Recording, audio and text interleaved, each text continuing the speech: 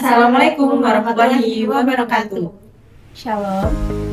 Perkenalkan, kami dari kelompok 2 usaha jajanan tradisional. Yang pertama, perkenalkan, nama saya Ultiani Putri Jaminan dengan NIM 2024-05-2001. Selanjutnya, Berikutnya dengan saya Dina Novitasari dengan NIM 2024-05-2005. Berikutnya dengan saya Dita Kumala Dewi dengan NIM 2024-05-20012.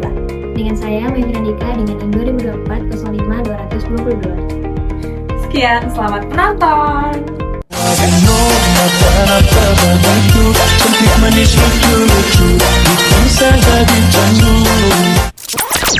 Jajanan tradisional merupakan usaha mikrokuliner yang memproduksi jajanan tradisional seperti wajik, tetel, dan lapis. Produk dibuat secara homemade menggunakan resep turun-temurun keluarga tanpa bahan pengawet dan harga terjangkau. Selain penjualan harian, usaha ini juga melayani pesanan untuk acara lamaran, arisan, hajatan, dan berbagai kegiatan lainnya. Ini adalah hasil produksi dokumentasi usaha jajanan tradisional.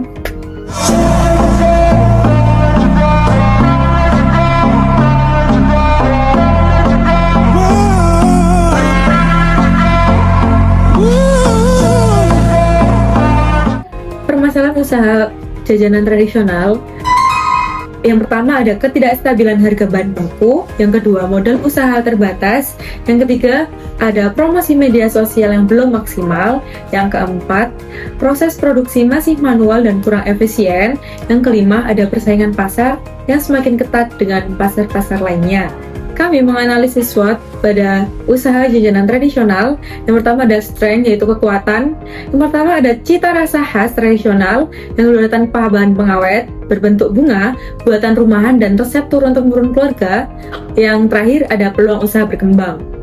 Nah, selanjutnya ada weakness, yaitu kelemahan.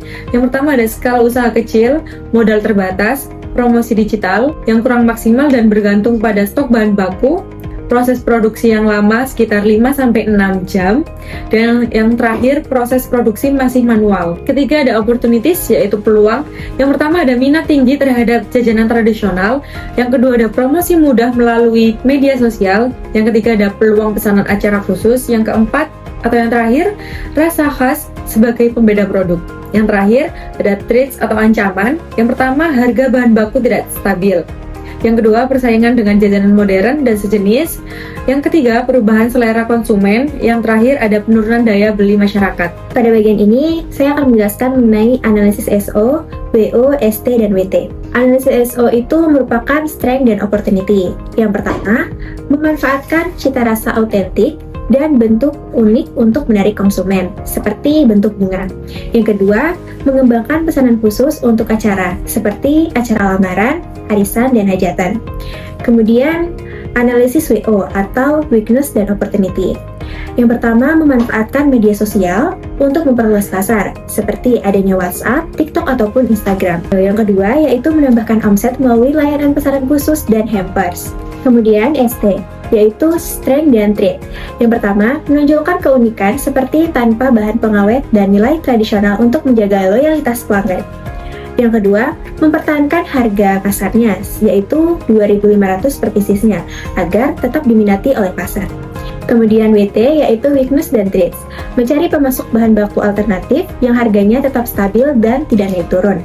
Yang kedua, melakukan inovasi kemasan untuk menghadapi persaingan jajanan sejenis atau modern lainnya. Selanjutnya, saya akan menjelaskan mengenai business model canvas atau BMC.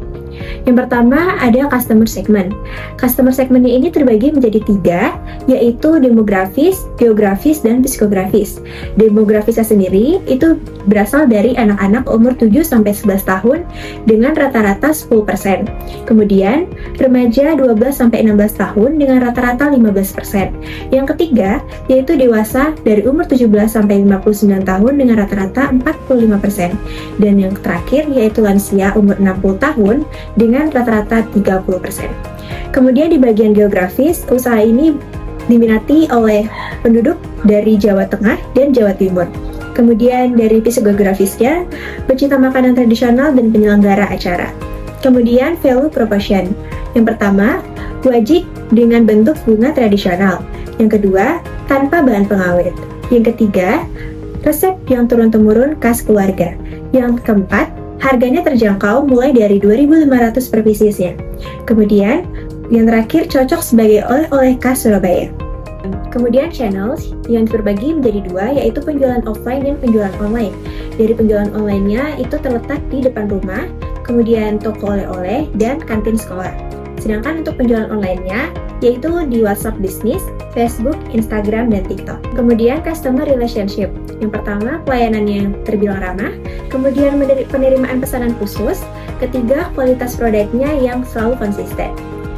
Kemudian revenue stream, yaitu penjualan jajanan harian, ada paket hampers, dan adanya pesanan khusus juga. Kemudian key research, yaitu bahan baku, alat produksi, sumber daya manusia, dan keterampilan membuat produk.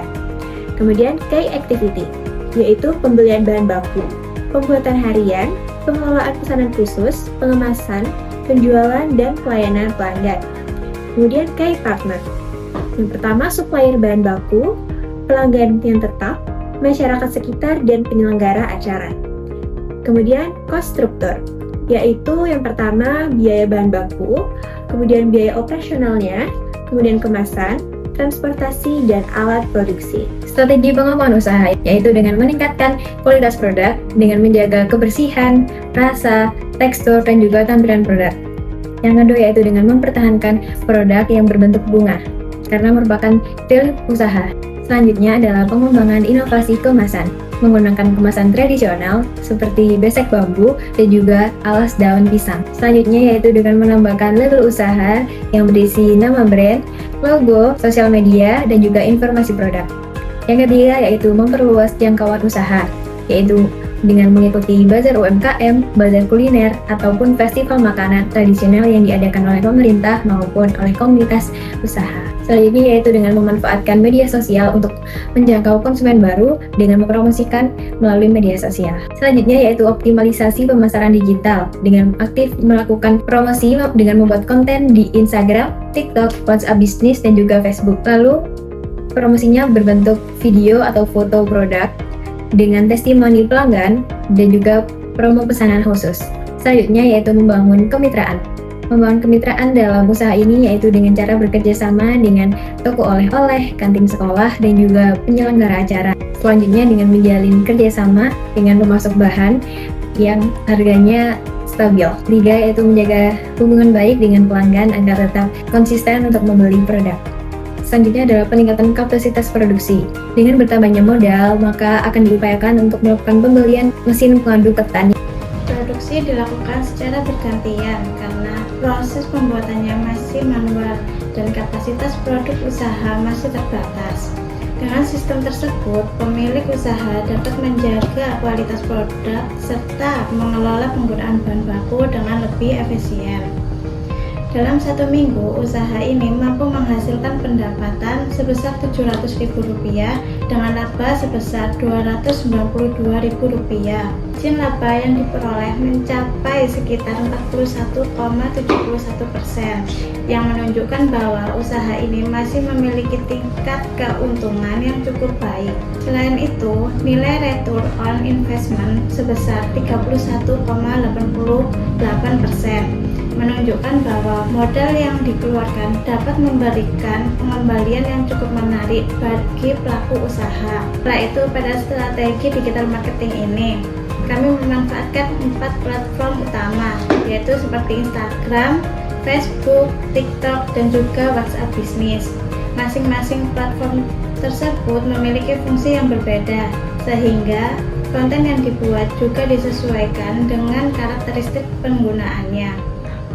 Lalu, fokuskan pada 3 poin penting sebagai berikut. Yang pertama, variasi jenis konten.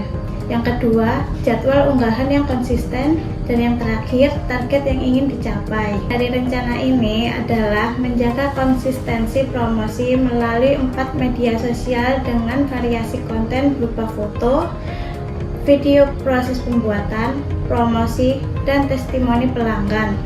Strategi tersebut diharapkan mampu meningkatkan interaksi pelanggan. Jadi, kesimpulan dari analisis pada usaha jajanan tradisional ini masih memiliki potensi berkembang yang sangat besar karena dapat menawarkan produk yang tradisional dengan cita rasa tinggi dan juga memiliki bentuk produk yang menarik dengan harga terjangkau juga. Meskipun usaha ini masih mengalami banyak kendala seperti keterbatasan modal, promosi digital yang belum optimal dan juga kapasitas produksi yang masih kecil dan juga manual, usaha ini tetap menunjukkan keuntungan yang cukup baik dengan laba sebesar Rp292.000 per minggunya. Melalui strategi peningkatan pemasaran yang digital, inovasi kemasan, perluasan pasar, dan juga peningkatan kapasitas produksi, usaha ini berpeluang untuk meningkatkan daya saing serta dapat menjaga melalui strategi peningkatan pemasaran digital, inovasi kemasan, dan juga perluasan pasar serta peningkatan kapasitas produksi, usaha ini berpeluang meningkatkan daya saing serta menjaga keberlanjutan usaha di masa depan. Sekian.